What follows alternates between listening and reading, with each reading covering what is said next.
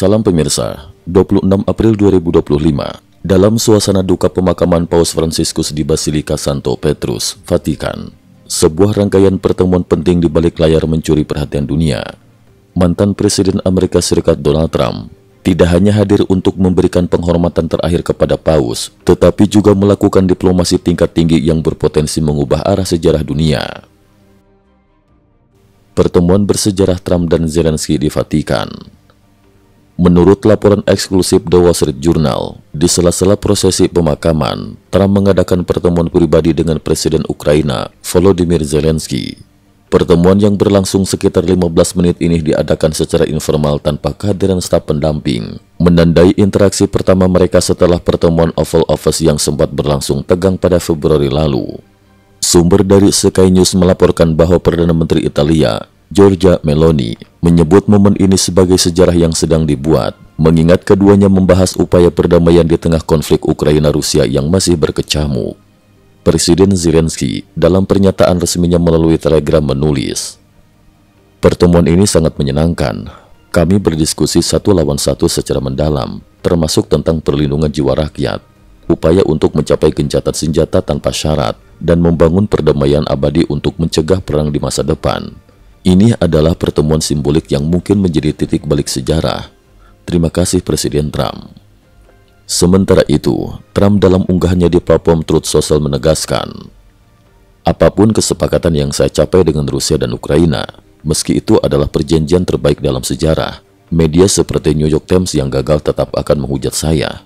Perang ini seharusnya tidak pernah terjadi. Ini adalah warisan dari Obama dan Biden. Saya hanya mencoba membersihkan kekacauan besar yang mereka tinggalkan." Trump juga mengecam serangan rudal terbaru Rusia terhadap wilayah sipil Ukraina, mempertanyakan ketulusan Presiden Rusia, Vladimir Putin dalam mencari solusi damai. Ia memperingatkan bahwa jika agresi berlanjut, AS mungkin akan memberlakukan sanksi perbankan tambahan atau sanksi sekunder terhadap Rusia. Analisis situasi Ukraina dan Rusia. Pengamat politik AS, Fang Wei, menilai bahwa meskipun Ukraina terus melakukan serangan balasan, tekanan internasional yang kian meningkat bisa membuat posisi Putin semakin sulit.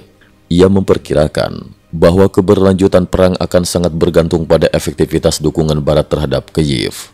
Dalam perkembangan lain, Bloomberg melaporkan bahwa saat melakukan inspeksi di distrik Shevchenskivsky, Kyiv, area yang baru saja diserang rudal Rusia, Zelensky kembali menegaskan pentingnya membangun keamanan pasca perang, serta mengisyaratkan kesiapan untuk mempertimbangkan proposal gencatan senjata yang diajukan dalam pembicaraan dengan Trump. Ketegangan perdagangan AS-Tiongkok, negosiasi diam-diam terungkap. Dalam perjalanannya di pesawat kepresidenan Air Force One, Trump sempat menjawab pertanyaan wartawan terkait hubungan dengan AS-Tiongkok.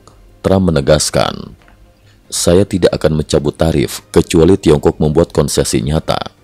Yang saya maksud nyata adalah membuka akses pasar Tiongkok bagi produk Amerika." Trump juga mengungkapkan bahwa sebelumnya negosiasi sempat hampir mencapai kesepakatan, namun dihentikan sepihak oleh Tiongkok. Sementara itu, meski otoritas Tiongkok membantah adanya pembicaraan resmi, The Korea Chongang Daily melaporkan bahwa delegasi Kementerian Keuangan Tiongkok diam-diam mengunjungi gedung Departemen Keuangan AS pada 24 April 2025 untuk melakukan negosiasi tarif secara rahasia. Peneliti Taiwan, Sun Mingxi, berkomentar bahwa meskipun Tiongkok tetap menunjukkan sikap menyangkal di depan publik, kenyataannya mereka berusaha keras untuk kembali bernegosiasi demi mencegah kerugian ekonomi lebih lanjut. Negosiasi nuklir AS-Iran, langkah awal menuju kesepakatan baru. Dalam isu lain yang tak kalah penting, pada 26 April 2025, delegasi AS dan Iran mengadakan pembicaraan intensif di Oman untuk merundingkan program nuklir Iran. Trump menyatakan optimismenya bahwa kesepakatan baru bisa dicapai untuk menghalangi pengembangan senjata nuklir Iran.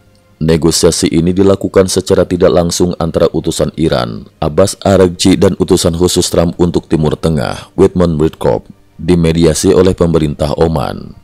Pertemuan berlangsung 6 jam dengan fokus utama pada rincian teknis dan prinsip-prinsip dasar dari sebuah kerangka kesepakatan baru.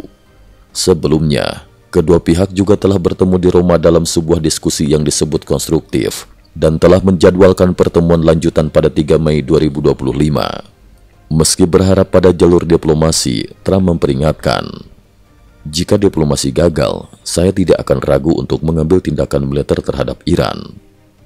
Cukup sekian dulu, terima kasih atas perhatiannya.